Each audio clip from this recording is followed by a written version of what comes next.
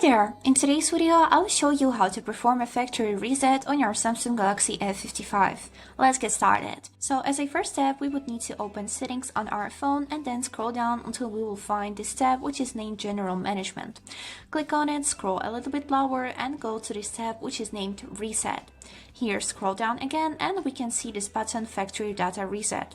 You can see this warning here that reset your phone to the factory default settings. This will erase all the data, including files and downloaded apps. This is especially useful if you are going to give away your phone or sell it. So let's click on it.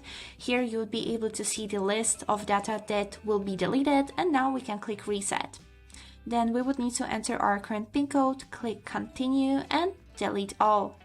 Then we would need to also verify ourselves in the Samsung account. After you will verify yourself with the password on the Samsung account and click OK, the factory reset will start immediately. You can also see it happen on my phone, and in a few seconds the phone will be factory resetted and you'll see the starting menu with the choosing language and setup instructions. And that was it for today. I hope this video was helpful for you and thank you so much for watching.